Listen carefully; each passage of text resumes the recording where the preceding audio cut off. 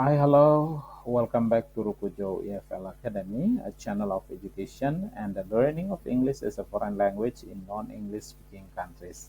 Selamat datang kembali dalam channel saya, Rukujo EFL Academy, sebuah channel pendidikan dan pembelajaran bahasa Inggris sebagai bahasa asing di negara-negara yang tidak menggunakan bahasa Inggris sebagai bahasa ibu ataupun bahasa kedua, tetapi digunakan sebagai bahasa asing.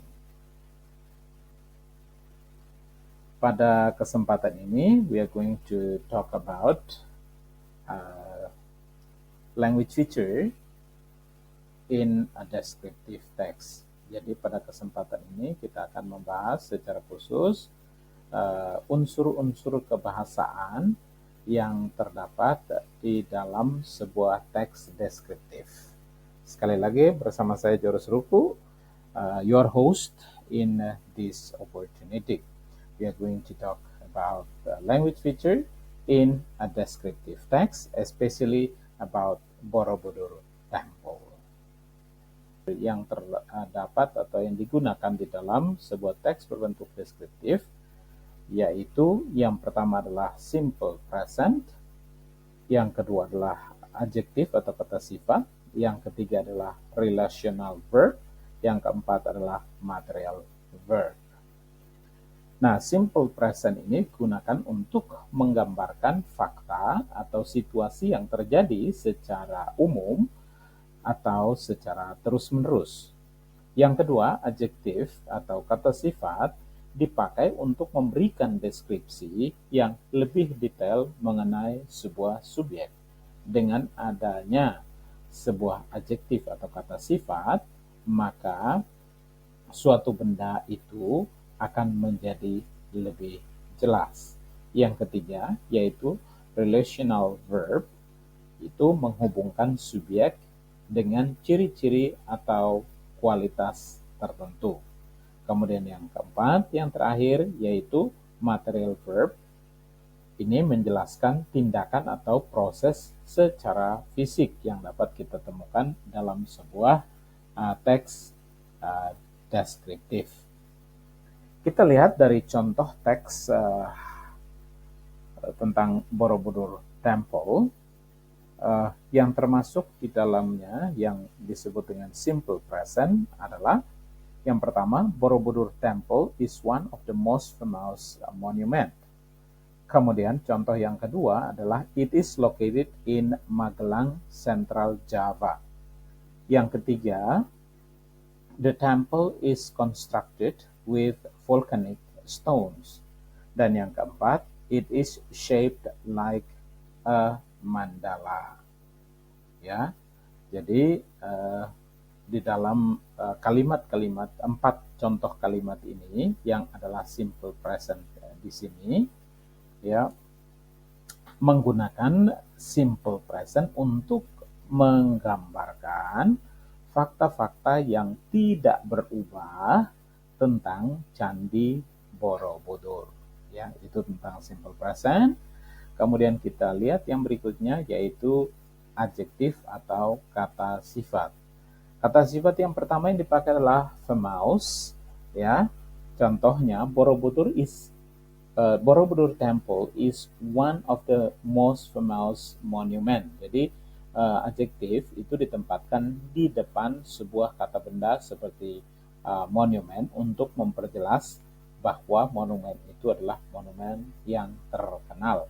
Kata kedua yaitu giant. Giant, it is designed as a giant Buddhist stupa, ya. Jadi di kata giant ini ditempatkan di depan Buddhist stupa, ya, Buddhist stupa, ya, untuk menjelaskan, ya, bahwa Buddhist stupa itu sebuah stupa yang sangat besar atau yang sangat megah. Yang ketiga yaitu kata central, ya. Contoh kalimatnya, there is a large central stupa, ya, tetapi sebelumnya juga ada kata large. Large itu juga adalah kata sifat. yang menjelaskan kata stupa atau noun stupa.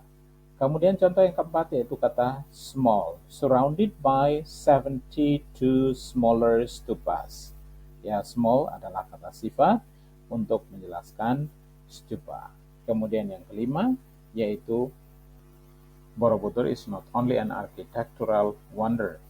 Nah, adjektif digunakan untuk memberikan penjelasan secara detail mengenai sifat-sifat dari Borobudur seperti ukuran, desain, dan pentingnya, ya, dan kepentingannya. Kemudian yang berikut, ya, the next one is about relational verb, ya, relational verb atau kata kerja relasional. The first example, Borobudur is a masterpiece of human creativity. The second example, each level of the temple represent a different stage of spiritual development. Ya, jadi di sini saya tandai kata is dan kata represent, ya, sebagai relational verb atau kata kerja relasional. Relational verb ini menghubungkan subjek Borobudur dan each level of the temple itu juga subjek dengan kualitas atau identitasnya. Ya, kualitas atau identitasnya di sini adalah a masterpiece of human creativity dan a different stage of spiritual development. Ya, kita lihat yang berikut yaitu yang keempat. Ada kesalahan, mestinya yang keempat bukan yang ketiga, ya. Yang ketiganya tadi relational verb, yang keempatnya adalah material verb, ya. Material verbnya di situ it was built in the 9th century, ya, dibangun pada abad ke-9. It was built in the 9th century.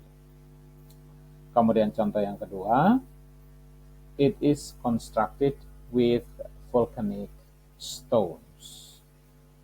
Ya. Material verb ini menggambarkan tindakan fisik yang terjadi pada subjek, yaitu proses membangun candi dan bahan-bahan yang digunakan. Ya, di sini constructed with volcanic stones itu menyatakan proses membangun dan bahan-bahan yang digunakan. Proses membangunnya in the 9th century itu proses, ya, sebuah proses yang terjadi pada abad ke-9. Kemudian bahan-bahan yang digunakan di sini dipakai kata volcanic stones. Oke, dan demikian teks, struktur, dan deskripsi tentang Borobudur memiliki bagian identifikasi yang memberikan pengenalan umum tentang candi, dan bagian description itu pada bagian description memberikan detail tentang sejarah, arsitektur, dan nilai spiritualnya. Dari sisi language feature yang kita baru bahas sekarang, ya, teks ini menggunakan simple present tense, menggunakan adjektif, serta relational dan material verb untuk memberikan gambaran yang jelas dan faktual tentang Borobudur Temple. Demikian yang bisa saya sampaikan pada kesempatan ini. Thank you very much for your attention. Thank you for watching, and thank you for listening. Hopefully this will be very helpful for you. Thank you very much, and have a nice day.